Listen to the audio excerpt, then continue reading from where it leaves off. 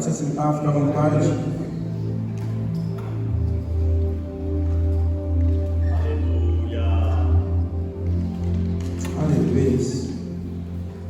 Aleluia, que noite maravilhosa, que encontro maravilhoso que o Senhor nos proporcionou nessa noite, noite bendita. Uma alegria enorme, imensa no meu coração, estar junto dos irmãos mais uma vez. Essa é a expectativa boa,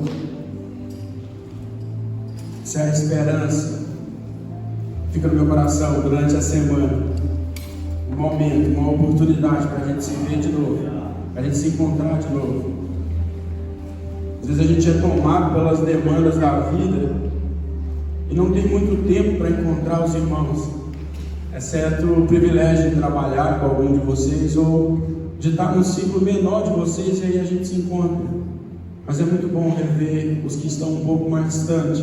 E o Senhor prepara esse momento da gente como esse. A gente vai deixando as coisas que a gente fez a semana inteira, as preocupações com certeza, e todas as coisas mais que pareciam necessárias na vida. E agora não há nada que nós possamos fazer nesse momento. E nesse momento, Senhor, separa para poder falar conosco. Um momento onde a gente está aqui e tomado por uma ética moral, a gente nem quer se levantar para não ser inconveniente. Percebe como que faz todo sentido esse momento agora do Senhor falar conosco? Quando a gente vai em outro lugar e às vezes mentindo para nós mesmos, a gente diz, vou separar um tempo dentro do tempo. E às vezes a gente perde esse tempo tentando trabalhar uma comunhão, quando na verdade a comunhão precisa de mais do que só nós mesmos. E nem o secreto desse momento resolve de fato as nossas vidas, se nós não nos atentarmos à comunhão do Senhor. Mas graças a Deus por esse momento, como o Lucas falou ao princípio aqui, nós estamos dando início a uma nova série, tem por nome Inspiração, muito sugestivo, essa inspiração. De fato, toda a série pode ser resumida em uma coisa só: Jesus é a nossa inspiração. Amém. Aleluia, isso acabou. Agradeço a oportunidade em nome de Jesus. Mas há algo mais, há alguns adendos, né, para poder ajudar com que a gente trabalhe nisso. E hoje ficou incumbido a mim aqui, pela graça do Senhor Jesus, trazer a vocês uma mensagem e compartilhar com vocês rapidamente. Está em Gálatas 5, a partir do versículo 22. Gálatas 5, 22. Entretanto, o fruto do Espírito é amor, alegria, paz, paciência, amabilidade, bondade e fidelidade. Tem mais aí? Mansidão e domínio próprio. E contra essas coisas não há lei. Glória a Deus. A gente gostaria de falar hoje sobre um coração alegre. Amém? Sobre um coração alegre. Essa palavra inspiração, ela tem alguns sinônimos para a gente entender melhor. Se você disser inspiração para alguma pessoa, ela vai pensar nesse ato do nosso corpo, que é inspirar, que faz parte do nosso sistema respiratório. E é a mesma grafia e funciona da mesma fonética. Tem tudo que tem na palavra inspiração como um exemplo, como uma influência, como algo a se seguir, é o que tem também nesse sistema respiratório. Mas aqui nós estamos falando dessa palavra inspiração no sentido do exemplo, no sentido daquele que pode ser imitado pelos outros. Nesse sentido, e há um sinônimo dessa palavra que é influência. Então, aquela pessoa também que influencia os outros. E logicamente, de uma maneira positiva, nós queremos tratar aqui hoje. Mas, para chegar nesse ponto positivo, nós precisamos ver o ponto negativo, uma maneira negativa de influenciar a vida das pessoas. Hoje, ou essa época, é a época mais sugestiva para nós. 2024. 24? Isso aí. Há um tempo, é uma novidade para nós, mas nós fomos inundados por tecnologia. E as pessoas tiveram acesso à tecnologia e todo o trabalho que era físico, toda a pretensão física, ela foi perdendo pelo desuso, se perdendo pelo desuso.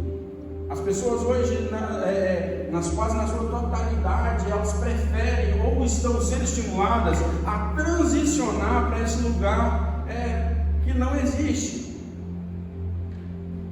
Amém? Se não é palpável, não existe. Entretanto, está lá, em algum lugar. É um mundo digital. E aparentemente existe também, porque nós vemos de alguma forma. Mas a questão que eu gostaria de tratar com vocês aqui, e falar, melhor dizendo, tem um estudo que foi feito a pedido de alguns cabeçudos lá no Brasil, que resolveram uma questão. 75% dos jovens brasileiros querem ser influenciadores digitais. Se você perguntar a um garoto de 12 anos lá no Brasil, o que você vai ser quando crescer? Eu falei, vou virar um YouTube, vou virar um canal daqueles lá que joga e a galera faz review de jogo. É aquilo que eu vou virar. Mas por que isso? Porque é o que faz hoje.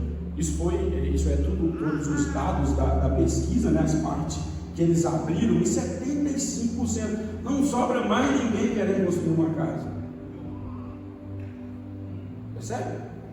Porque talvez os 25 lá não tinha nem aptidão, eles só não decidiram. E aí quem vai construir a casa? Né? Quem vai fazer esses outros trabalhos que edificam a sociedade como nós conhecemos? Entretanto, esses jovens estão lá. E aí quando eles estão adolescentes, eles aspiram a ser influenciadores. Quando eles chegam à sua juventude ali, ou maioridade, quando eles podem fazer algo, a primeira coisa que eles fazem é sair debaixo do governo dos pais dele, para que eles possam, a partir dali, influenciar a vida das outras pessoas. Influenciar a vida das outras pessoas. O que tem de errado nisso? Não tem nada, depende do que você vai falar para as pessoas. Mas o problema da contrapartida disso, eles quererem ser e chegarem a esse lugar e esse número ser tão alto, não tem problema nenhum. O grande problema disso é que só existe essa quantidade de jovens tentando, ou querendo, ou aspirando ser influenciadores, é porque tem uma massa da sociedade que está desesperadamente perdido, procurando alguém que possa liderá-los. Aleluia! Que possam liderá-los. Então o que acontece?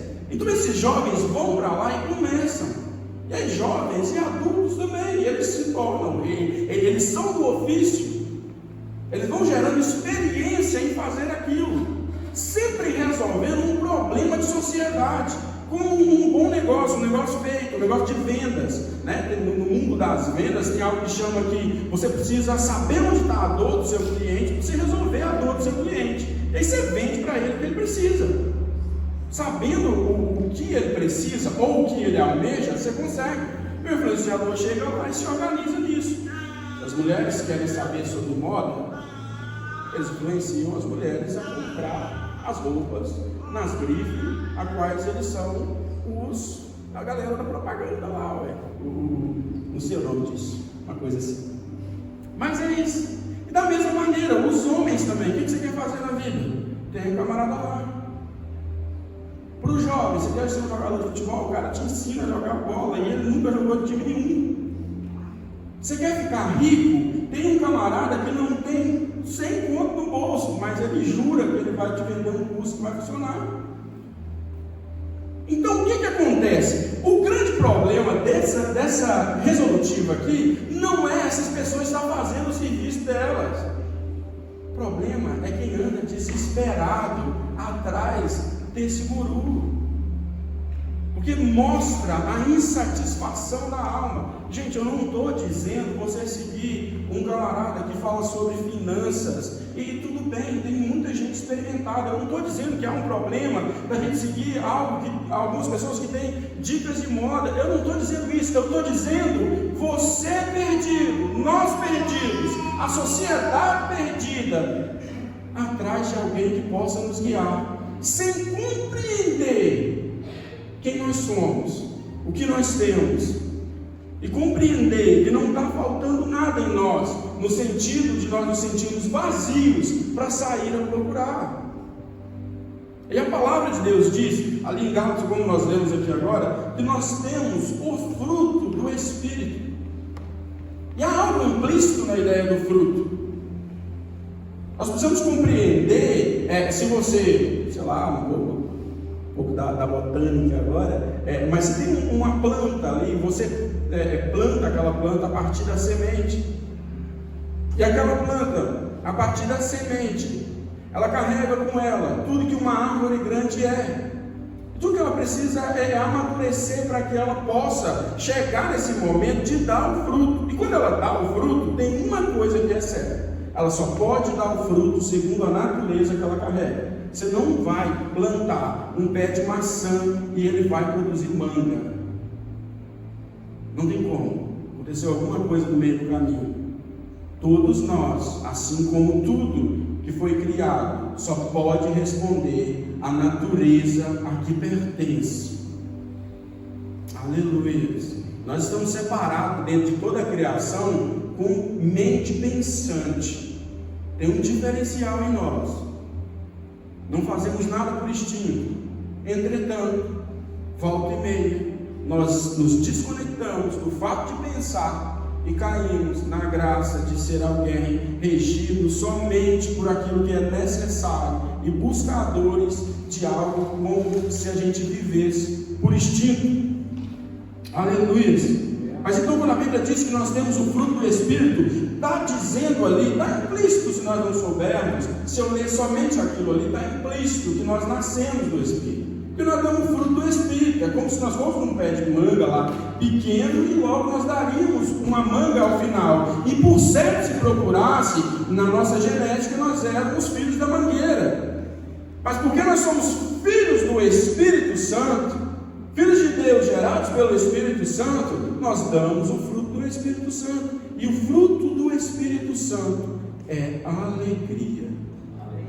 Aleluia. Quero tentar com vocês nessa noite. Alegria. Alegria. Então a gente começa a perceber algo. Nessa busca desenfreada por algo que possa tampar um buraco da nossa vida, trazendo algo palpável à nossa existência, que faça sentido, nós nos deparamos como se nós fôssemos realmente desamparados de tudo. Percebe que isso é um ponto de incredulidade, porque nós não estamos usando fé como Lucas estava ministrando. Como Lucas estava ministrando conosco ali em cima hoje. Porque eu não tenho consciência do que eu carrego, eu vou vivendo a vida a partir da aparência, das circunstâncias. Porque eu não compreendo que dentro de mim, ou que compõe a minha essência, é a alegria da parte do Espírito Santo. Eu vivo uma vida em tristeza e desesperança. Estou dizendo aqui que vai existir uma vida longe de todas as dificuldades? De maneira nenhuma. Mas há uma coisa certa em Deus: nós somos alegres por natureza. Daí todas as citações: o choro dura uma noite, mas a alegria vem pelo amanhecer. Quando Deus fala essas coisas conosco, Ele está querendo nos tirar desse lugar que nós mesmos nos colocamos, Rafa. Ele quer nos tirar desse lugar que nós mesmos nos colocamos. Porque a gente vai vivendo o decorrer da nossa vida e fazendo algo que avacalha o todo. A Bíblia diz, Jesus está contando algo, Ele diz: olha, não andeis ansiosos por coisa nenhuma. Antes, fiquem tranquilos, porque quem faz essas coisas é quem não tem Deus, é quem não conhece Deus. E aí ficam desesperançados, porque não sabem onde firmar com a fé, não sabem onde lançar os firmamentos ou os fundamentos da sua vida. Por isso andam em desesperança. E aí ele diz, veja os pardais aí, os passarinhos voando, eles não plantam nada, não colhem nada, entretudo o Pai do céu os alimenta. Veja também, não fique preocupado quanto o que vestir, todas essas coisas ocupa a mente do ser humano. E passando por essas coisas, nós deixamos de compreender ou de aceitar que a graça de Deus tem nos sustentado, que o amor de Deus é capaz de suprir nas nossas vidas, e começamos a correr atrás dessas coisas, como se nós fôssemos buscadores dessas coisas, mas nós não somos. E aí quando você pega o exemplo desses influenciadores, ao princípio que eu disse aqui, é muito pertinente para nós. Essa resolução, eu acho que não há nada mais rico do que algo que a gente realmente vê no nosso dia a dia, para que possa clarear a nossa visão de forma consciente. A gente vê tudo isso e aí há sempre uma grande coisa passando na nossa mente de que isso não tem nada a ver, não faz mal, é só um cara ali e outra, é uma piada que eu rio daqui, outra piada que eu rio de cá. Tinha uma música há um tempo atrás, né? Ela ainda tem, né? Acho que não tinha, mas foi lançada há muitos anos atrás, de um camarada que eu não sei o nome, dizia que rir de tudo é desespero. Lembra dessa aí, Júlio? Diz que rir de tudo é desespero, né? E o cara estava apontando um exemplo de ninguém vai ser feliz para sempre, ninguém vai ser feliz em todo o tempo. Isso é interessante, só que é contrário ao que a Bíblia diz. Só que nós confundimos a tristeza do chorar, as dificuldades que nós nos enfiamos, e qual o Senhor vai nos consolando nesse período, e Ele não enxuga literalmente ao rápido as nossas lágrimas. Ele quer que a gente sinta um pouco daquele salgado mesmo da lágrima, para que aquilo gere uma experiência em nós, para que a gente não entre de novo nisso. Entretanto, Ele nos confirma pela palavra dele que nós somos alegres em todo o tempo. Aleluias, porque o Espírito Santo tem nos conduzido a isso. E qual é a questão maior nisso daqui? É um princípio de insatisfação, quando nós estamos buscando por muitas coisas. Nós olhamos para Deus. Por que eu estou falando isso daqui? Porque todo mundo nessa sala conhece a Deus. Todo mundo aqui nessa reunião hoje conhece a Deus. E se nós conhecemos a Deus, quantos aqui creem no Senhor Jesus? Aleluia. Se nós cremos no Senhor Jesus, nós nos tornamos filhos de Deus. E se nós nos tornamos filhos de Deus, agora a resposta é com o nosso Pai. É Ele quem vai nos suprir em todas as coisas. E quando eu sou buscador de coisas, como se eu tivesse necessidade, seja ela qual for, se eu sentir que há um tédio grande tomando a minha vida e que eu preciso de algo, eu estou olhando para a pessoa de Cristo, eu estou olhando para Deus, o Pai, e dizendo: você não é suficiente na minha vida e não pode tampar o buraco que está na minha alma. Aleluias, aleluias, glória a Deus. E isso tudo nos afeta profundamente, porque se o centro das nossas emoções forem tomados por esses pensamentos de que falta algo em nós, isso vai refletir na nossa vida. Você vê, o Salomão escreve algo em Provérbios 15, 13, diz assim: o coração alegre aformoseia o rosto, mas com a tristeza do coração, o espírito se abate. Aleluia. Então você pensa agora, olha o que a Bíblia está dizendo, olha o que o Salomão está dizendo ali. É um homem sábio, né? Como a Bíblia disse, não houve outro, né? Ele foi considerado dessa maneira. Ele está dizendo isso. A maneira como você vê ou reage à circunstância da sua vida vai dominar a sua vida. É como se ele estivesse dizendo agora, e a gente tem esse apoio por esse dito, né? Olhar para esse copo meio vazio ou meio cheio. É certo e implícito que todo ser humano está diante de um copo pelo meio. E dentro de nós há uma resposta latente para nós que estamos em Cristo, para olhar, isso é só o começo, vai encher mais. Por meio do Espírito Santo. Mas há um inimigo das nossas almas soprando algo para quem quiser parar o ouvido para a palestra do diabo. Esse copo parece estar meio vazio. Eu fico com o copo só pela metade, vai encher mais. Porque eu fico com o Espírito Santo de Deus. Eu fico com a verdade de Cristo a meu respeito. Eu fico com o que Ele deixou para mim. Eu fico com aquilo que testifica no meu coração por meio do Espírito Santo. Aleluias, aleluias. Glória a Deus. E qual é a maior questão aqui? Se até esse primeiro momento nós só pararmos e olhar a situação que nós gostaríamos que estivesse na nossa vida, esse é o problema da insatisfação. O problema da insatisfação é que a gente só vê que nós precisamos.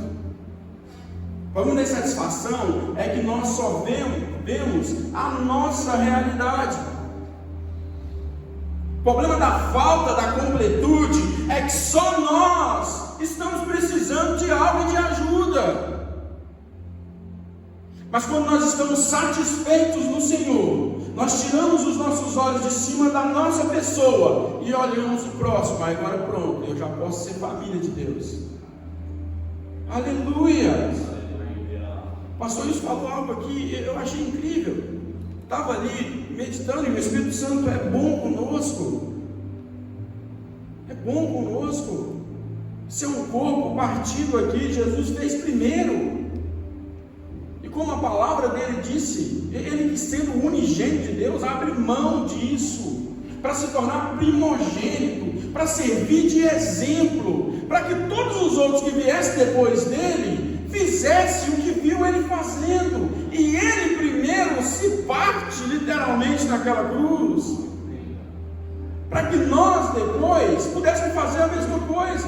Mas só há um jeito de fazer isso, se nós estivermos satisfeitos em Deus. Se nós estivermos satisfeitos em Deus, se a satisfação do nosso coração for plena, se a gente não ficar buscando outras coisas, como quem tem falta de algo. Se nós olharmos para a pessoa de Jesus Cristo e encontrarmos nele tudo que a gente estava procurando, tem uma citação que eu particularmente gosto demais. Jesus está passando por Samaria e ele vai encontrar uma mulher diante de um poço.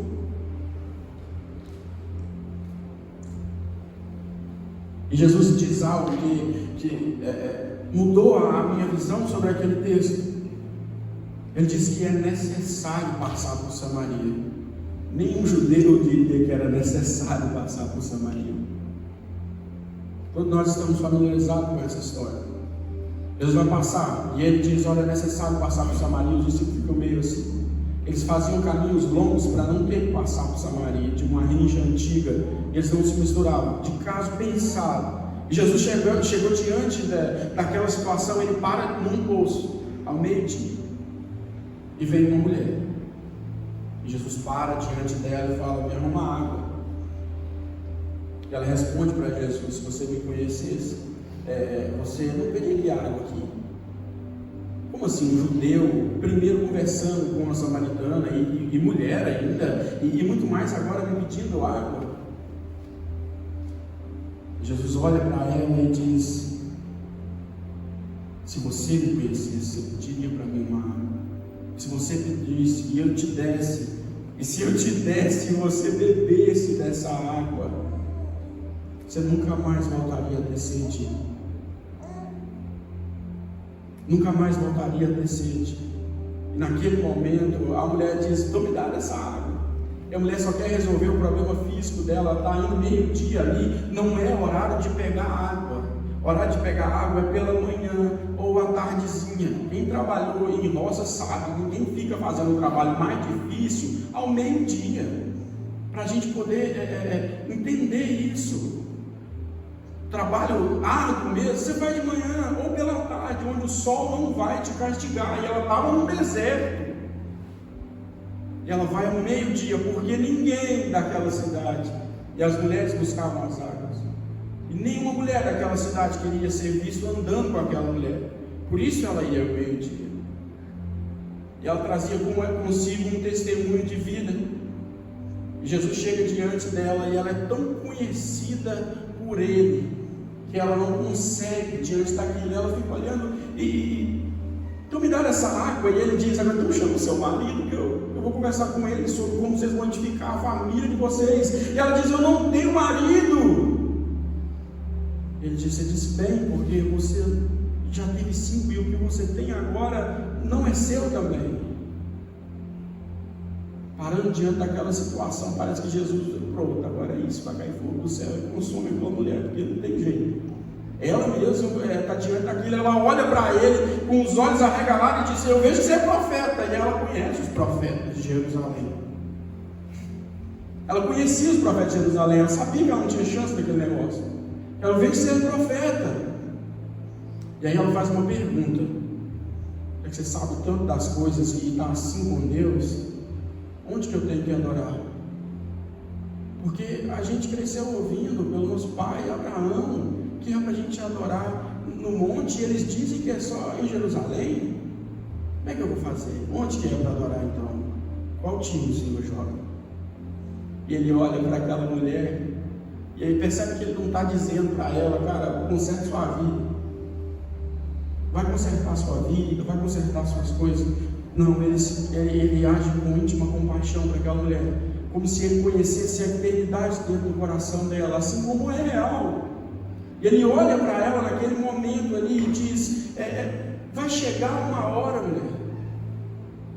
E é como se Jesus decidisse naquele tempo: não, tá bom, pode ser agora. Ele fala: vai chegar uma hora, e na verdade já chegou, em que os verdadeiros adoradores foram todo aquele que quer adorar a Deus não terá mais impedimento, porque o Pai procura quem adora em espírito e em verdade. Não quem vai num templo, ou quem sobe um monte, ou quem faz a penitência, mas aquele que tem um espírito diante de Deus entregue, nu, que não vive à custa das aparências. Aleluia! Mas está rasgado diante daquele que o conhece desde a eternidade. Aleluia! É esse espírito que inundou os nossos corações. Aleluia! E ele chega para aquela situação e a mulher fica tão impressionada que ela vai dar um testemunho. Percebe que a mulher não está ligando mais o que as pessoas vão dizer a respeito dela. Agora ela faz questão de encontrar pessoas, seja a hora que for. É verdade. E o testemunho é tão latente no coração dela que ela desce a cidade gritando: venham ver aquele homem que contou tudo sobre a minha vida. Venham ver o que ele falou comigo. Ele é o Cristo, ele é o Messias. E aqueles homens sobem lá e Jesus fala com eles, eles acreditam muito mais. E grandes coisas acontecem naquele lugar. Aleluias! E o coração daquela mulher muda. O coração daquela mulher muda. E há um relato muito interessante nesse texto todo. Muito pequeno, para deixar passar, mas que muda completamente nosso entendimento disso. A mulher vai àquele poço para buscar água, para resolver um problema físico, agora, momentâneo, instantâneo, da vida ordinária, com um balde na mão. E depois que Jesus fala com ela, ela sai dando testemunho de Jesus, ela deixa o balde para trás. Ela deixa o balde para trás com uma certeza: eu nunca mais vou ter necessidade dessa água, porque a água viva inundou o meu interior. Aleluia. A água viva inundou o meu interior. É esse tipo de encontro. Não é com um Deus de igreja, é com um Deus vivo que habita o coração daquele que crê. E é diferente. Tem um camarada que Olha, para mim a convicção de que uma pessoa encontrou Jesus é como uma pessoa que está, um amigo que está esperando o outro, e quando ele chega, ele conta uma história e diz: eu encontrei um caminhão ali na rua, o caminhão me atropelou. Ele diz: eu olho as marcas nesse camarada. E às vezes o cara não sujou nem a roupa e falou que encontrou com o caminhão. Às vezes ele não tem um relapado e falou que encontrou com o caminhão. Agora, se esse camarada chegar para mim, faltando 5 dentes, todo estruncho, e chegar, o caminhão passou em cima de mim, eu vou olhar e falar assim: rapaz, você realmente encontrou esse caminhão. E é dessa maneira. Você encontrou Jesus, ele vai passar em cima de você como um caminhão. Mas isso é bom. Não vejo pelo lado ruim. O caminhão é ruim, mas Jesus é bom em todo tempo. E a graça dele vai inundar os nossos corações. Em todo lugar que você for, cara, as pessoas vão olhar para você e vão ver a luz dele em você. E aí sim, você querendo ou não, sem tecnologia, pode ser um tempo arcaico, pode voltar na pré-história, você vai influenciar pessoas, porque a luz do Espírito Santo habita dentro de você.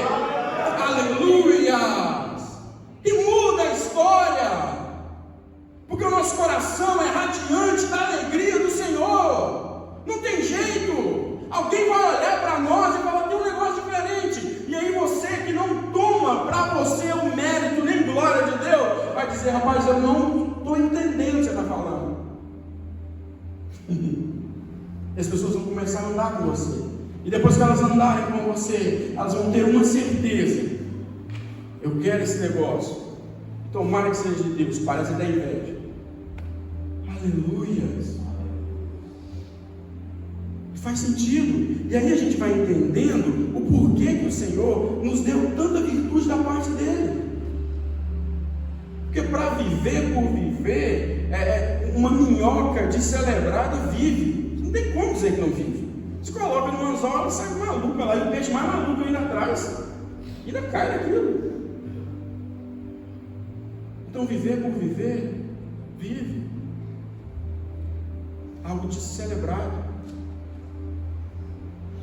E talvez pode haver um sistema nervoso dela, não sei, nem inverno que eu tenho, mas as plantas também. Tem alguém sabe o que é uma gavinha aqui? Não? Achei que eu estava numa aula de botânica aqui, ó. A gavinha tem nas plantas de rama. Geralmente no chuchu e na vinha, na barreira. E são aqueles negocinhos que enrolam assim, parece um cachinho. Aquilo é incrível. O camarada que não acredita em Deus, se ele se deparar com um pé de chuchu, ele volta crente. É sério. Você coloca um extrato aqui, como dá essa luz, e aí imagina que tem outro aqui, perto desse fio aqui. E ele está ali subindo ali o pé de chuchu, e aquela gavinha está ali de noite, ali despercebida, você vai dormir tranquilo na sua vida. E ela fica ali. E de manhã cedo, ela está enganchada aqui. E a gavinha, ela sempre vai para o objeto mais perto dela. Uai, o trem não tem cérebro. Você entende? Então tudo isso poderia, para explicar a vida, mas uma vida cheia do Espírito Santo tem que ser intencional. Uma vida cheia do Espírito Santo tem que ser intencional. Eu podia escolher não ser, mas porque Ele passou em cima de mim, aleluias, e eu fui tão cheio da plenitude dEle, eu escolhi viver a virtude de Deus, e eu escolhi influenciar a vida das pessoas por meio da minha vida, aleluias. Como a palavra dele diz: vocês são luz do mundo e sal da terra.